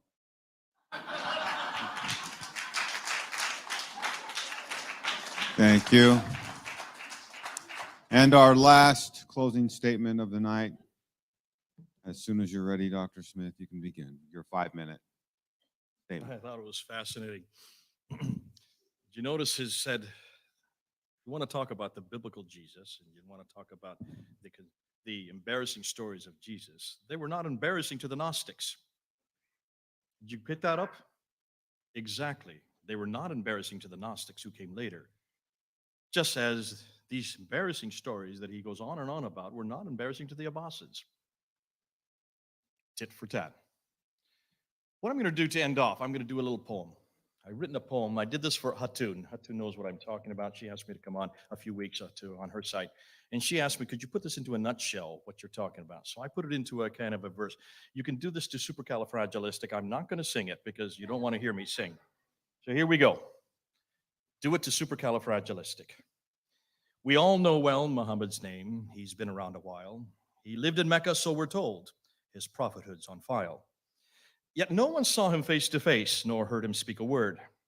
And all we know is centuries old, and that's downright absurd. Hisham, who wrote his story down, lived 2 centuries too late. Bukhari, who wrote what he said, lived at a later date. There was just nothing written down. They borrowed from hearsay and lived in towns way far too north, hundreds of miles away. So it seems it's all made up by Abbasids, we're told, who sought to purge all previous views and introduce their mold, not invent, purge. They needed an identity different from those before. They had no book, they had no man, they needed something more. Muhammad was the name they chose, and Mecca was his town. The Quran was his special book, each word and letter sound. Yet that which they say came from God was written down by men who lived in Iraq, far too north, not even from his ken. The final version they call Hafs was not one of the best. He lied and cheated all the time, more worse than all the rest. The Arabic which he contained was from Hijaz, it was thought. Its grammar, letters just weren't right, especially without dots. So where did it originate? Where could it have come from? Or where could it have come forth? Southern Levant is where it hails, again, too far, too north. The mosque became their focal point. The Qiblas were confused. When Gibson found they pointed north, he was indeed bemused. Yet what about Muhammad's name? It's, again, nowhere to be found. The Hijaz is the place he walked, yet nothing on the ground. The rock inscriptions are all blank. You'd think they'd say much more. Of him, we cannot find a trace. He's really just folklore. The coins are equally opaque. Of him, there's not a peep. Perhaps they went on holiday or maybe fell asleep. His town, Mecca, where he grew up and where he sought his fate, was not known until 741, 100 years too late. Many have said he wrote letters and sent them all around. The Ashtanami is one case, but it has proved a fraud. The Medinan Constitution supposedly is true, but it makes too many mistakes. Its truths are all too few. The Doctrina Jacobi is also claimed as true, but their man in Jerusalem turns out to be a Jew. Muhammad did not really live. His story is a lie. No one can find him anywhere, no matter how they try. Without Muhammad, Islam dies. It flits and floats away. Since we now know he didn't exist, Islam has had its day. David believes he did exist. He really has no choice. Without him, he's just incomplete, yet gives David a voice.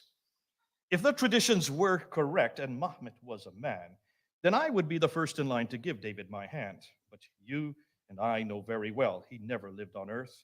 His story is just fairy tales. It really has no worth. We know David depends on him. He must stay a prophet. Who else offers him so much fun and makes him so much profit? A man who's so embarrassing, so full of evil deeds, could never be made up. He's everything Dave needs. Thank you.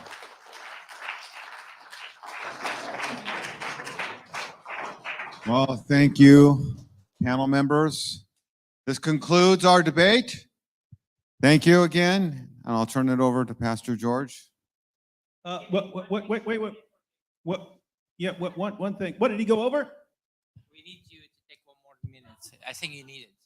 No. A comment No, about this now. we got a rapper back here. Wanted to see if Veda wants to rap Jay's poem. I'll give you a beat, son. I don't know if you can rap it. You got this?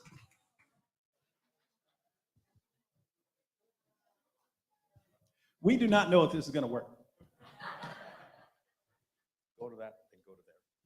Okay. So you want me to rap this poem? You want me to give you a beat? Hold on. I'll let you know in 12 seconds. Hold on. You can try like just a couple bars and see if it works, because I don't know if it'll. I'm concerned about Jay's flow, is what I'm saying. All right. What? Give me a beat, David.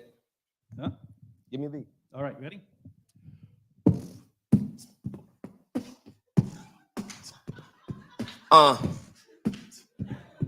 Not embarrassing, y'all.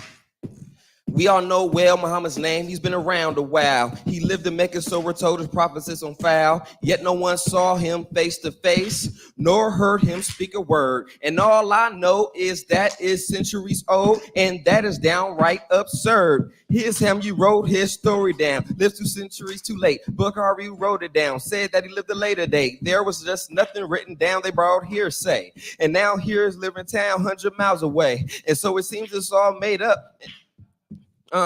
Made up. I'ma keep going, say he's made up, and that is what we're told. We're sought to previous views and introduce the mode. They needed an identity different from those before. They had no book.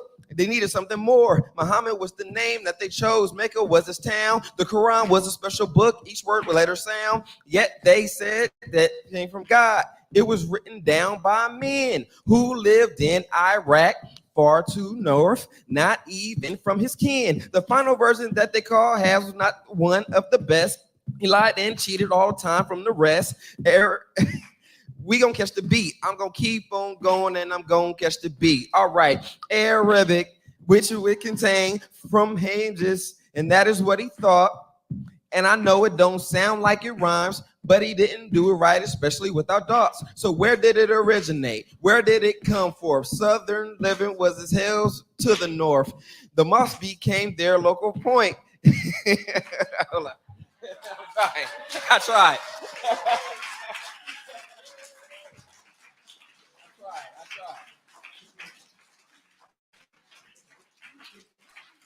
That's awesome. Thank you so much. Thank you, Dr. David. Thank you, Dr. Jay. It's awesome. You guys get to choose which position you want to take.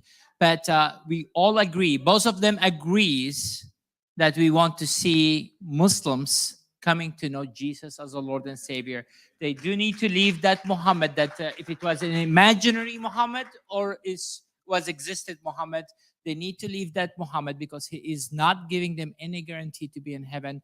But the Jesus of the Bible, our man, the man of the book, our man, Jesus, he can guarantee them heaven. They can guarantee to be in eternity with him. All our desire here to see Muslims to follow Jesus, and that's what we need to be praying for. Amen. Let's give them another hand. Thank you so much, guys. Thank you, thank you, thank you, thank you. No hugs, guys? Okay. Okay. Okay. Tomorrow we're gonna be here at 2:30, but in the morning, if you go to the ministrytomuslims.com, tomorrow morning, each one of these men here, and also Anthony Rogers speaking in different churches. Calvary Chapel Norco, Jay Smith, myself will be there at Calvary Chapel Norco if you would like to come. I believe they have 2 services or only one? 2 services, 8:30 and 10:30. Yeah. In ministrytomuslims.com, go to our Strong Tower. You're going to see the schedule there. In Hesperia, California, Sovereign Way Church, Anthony Rogers will be speaking there at 10 in the morning. And there's a church locally in, I believe in Brea. Is Danny here? Where David Wood will be speaking. But each one of them, you can watch them online live. If you want to, you are not able to go to that church, you can just choose one of them and watch service. If you are out of state, if you are locally here, I encourage you to go to your home church. Also, some of us going to be coming here for church service. If you would like to come here, that's an option as well. But 2:30 exactly, we're going to start the schedule tomorrow. Don't miss it. We have former Muslims from Somalia going to be sharing their stories. It's going to be really awesome panel discussions and great topics. How many of you enjoyed today, guys? It's awesome. Thank you so much. Thank you so much. Thank you so much. Let's stand up and close in prayer. And remember, tomorrow is a Sunday. They're going to have this place for church service. If you can help us to make sure no cups, no trash, anything, let's pick up stuff and make it reasonable for tomorrow for church. If you can help us, please. Thank you. Heavenly Father, we just thank you so much. Lord, we thank you, Lord. We thank you, Lord, for today. Lord, I do want to pray for Shabir Ali, Lord Jesus. I pray for the salvation of this man, Lord. I pray that you may reveal yourself to him, Lord Jesus. We do, Lord, love that guy, Lord Jesus. We want to see him coming to know, and we know, Lord, that you love him so much as well. Lord, I pray that you may reveal yourself to him, Lord Jesus, in dreams and vision, leading him out of Islam, bringing him to know you as a Lord.